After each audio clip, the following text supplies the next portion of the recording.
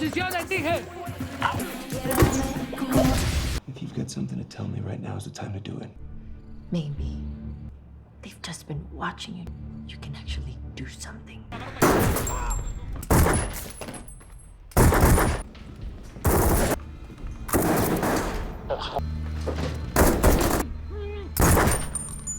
The film opens with the ominous whir of a police helicopter cutting through the remote landscapes of South America. Santiago, a resourceful sharpshooter on the police force, is tasked with a critical mission: to track down and apprehend members of a notorious drug lord's crew hiding in a desolate apartment. His objective is not only to capture these criminals but also to uncover information about their elusive and affluent leader, Gabriel Martin Lorea. As the tension builds, Mantengan sus posiciones, dije.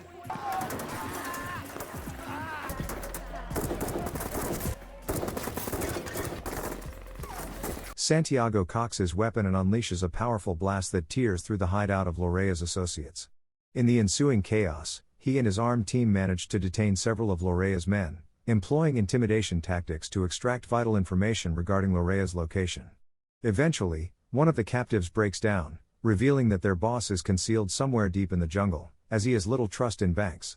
This revelation hints at the possibility that Lorea might be stashing his wealth within his secluded residence. While the remaining prisoners are held under tight security, an unexpected twist occurs when a woman manages to break free from her restraints and escapes. Santiago and his team give chase, but she proves too swift, evading capture.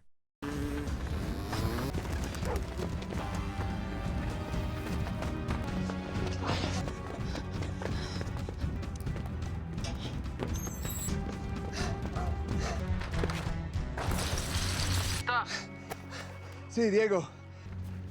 Santiago.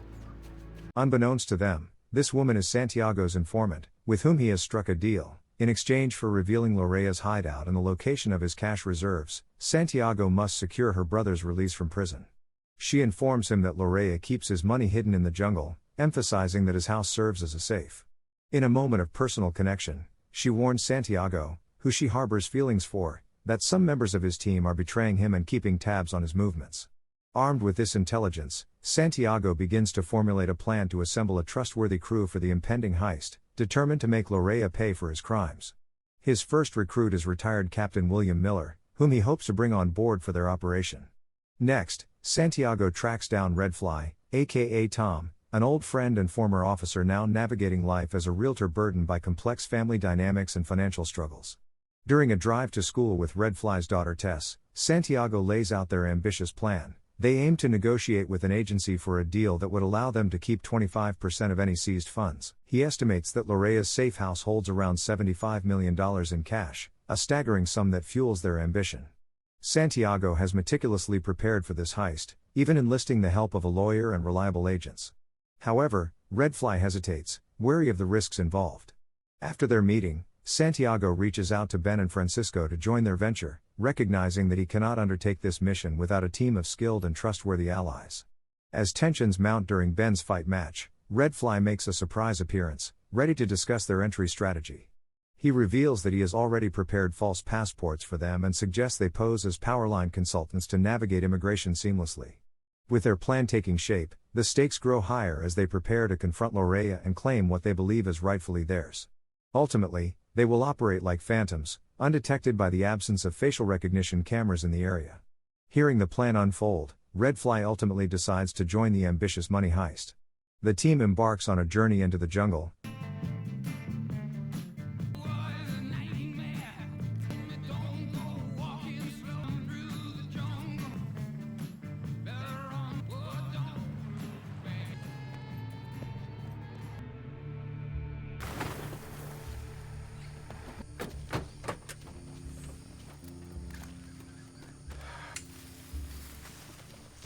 Heading towards Lorea's mansion to conduct reconnaissance, conceal themselves in the foliage, and assess their options for entry. They uncover a critical detail: Lorea's family attends church every Sunday, and he sends 3 guards to the 6 a.m. service. Once they return, Lorea takes his family into town for Mass, leaving only himself and the 3 guards behind. His fear of leaving both his fortune and his children unprotected drives him to send many of his men away.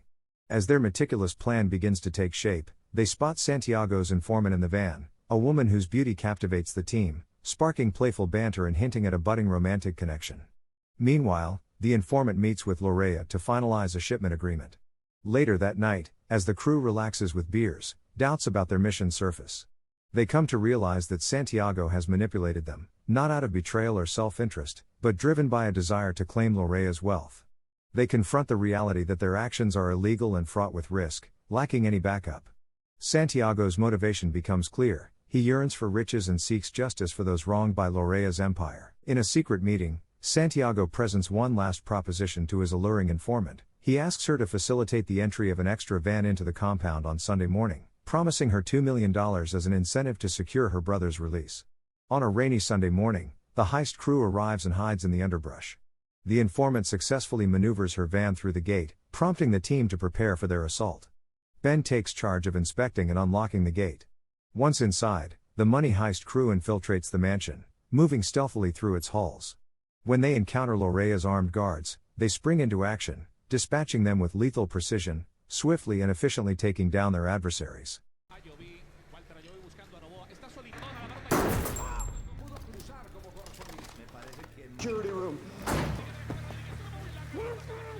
As they navigate through the estate in search of Lorea, tensions rise. They must secure their position and ensure that no one is left standing if they are to seize everything they came for.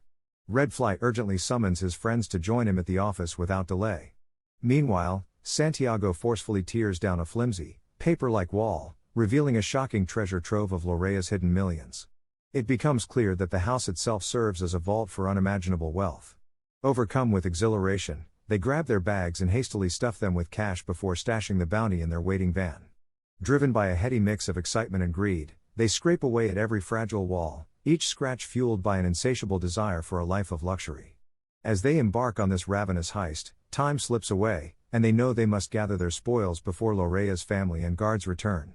Yet, Redfly's greed blinds him. He yearns to load even more money, while Santiago is consumed by a thirst for revenge against Lorea, whom he sees as the embodiment of injustice. In the midst of their chaotic search, as they prepare to douse the house in gasoline and set it ablaze, Lorea attempts to unleash a hail of bullets upon them, but the crew's agility and focus prevail. One of them swiftly shoots Lorea down. However, the confrontation takes a toll. William, known as Iron Head, is struck by Lorea's gunfire. Remarkably resilient, he refuses to succumb to his injuries. They dispatch the remaining guards and proceed to ignite the gasoline.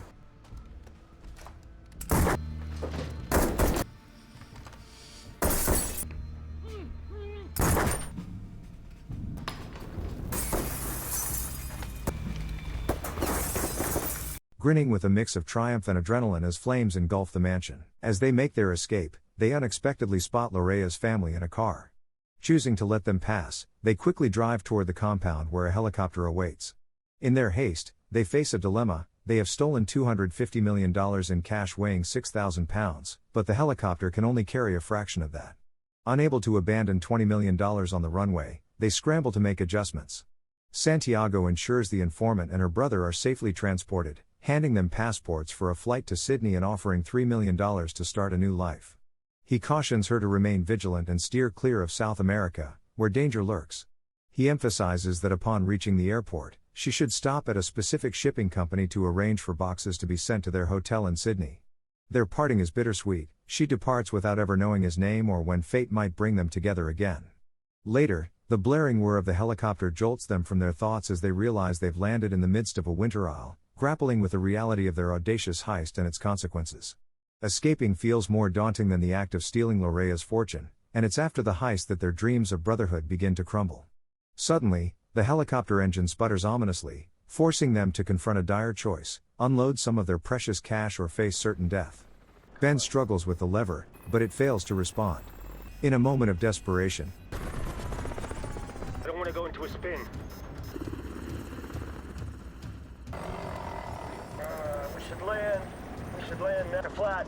Roger. Prepare for a hard landing. Ben descends to poke at the net of cash bags, and miraculously, it works, but at a perilous cost.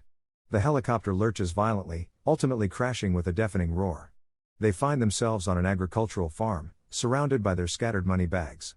Just when it seems they couldn't be more unfortunate, new trouble arises as the farm's residents claim ownership of the money, asserting that it now belongs to them since it landed on their land. The gang attempts to negotiate, But Redfly's temper flares uncontrollably. In a fit of rage, he unleashes a hail of bullets, mercilessly gunning down the farmers and anyone who dares approach their ill-gotten gains.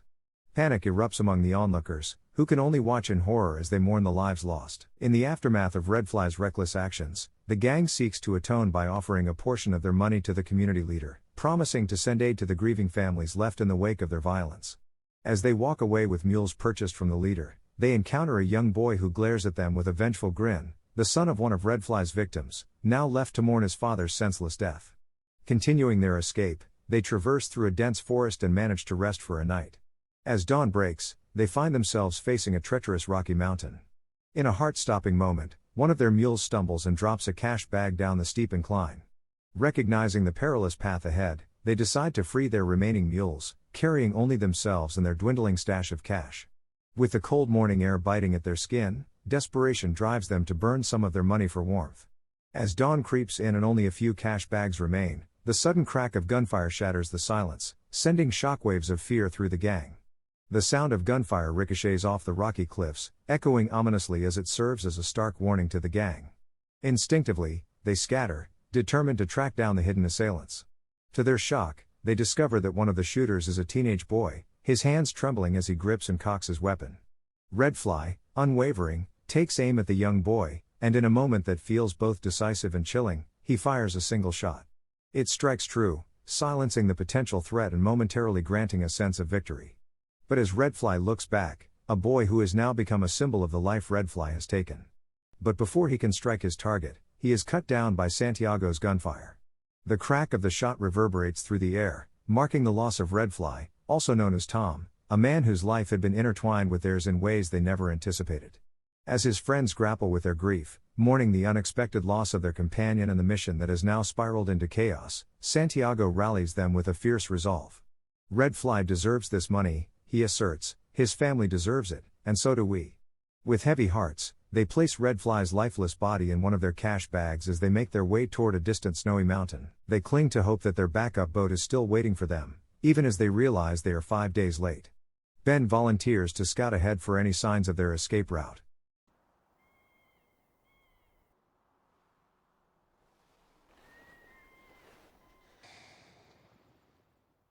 Upon his return, he brings good news: the boat still remains docked, a stroke of fortune amidst their turmoil. However, Ben refrains from entering town due to reports of heavily armed children, an enemy faction exploiting young lives to threaten Santiago and his crew. William interjects with a moral conviction: "I didn't come on this mission to kill kids for our cargo." He seeks to engage Santiago in a heartfelt conversation about the choices they've made and the path that lies ahead, reflecting on the weight of their actions and the humanity that remains even in the darkest of times. As they stand amidst their heavy burden of 100 cash bags, they choose to honor their brotherhood over material gain, deciding to return their money while casting the rest into the abyss of the cliffs as they approach town. With Ben scouting ahead for their boat, the rest of the gang moves stealthily past the heavily armed teenagers. In a tense encounter, they spot a young boy but have no intention of causing him harm. Instead, they seize an opportunity by stealing a car from the kids, using it to speed toward the beach where Ben is waiting with the boat.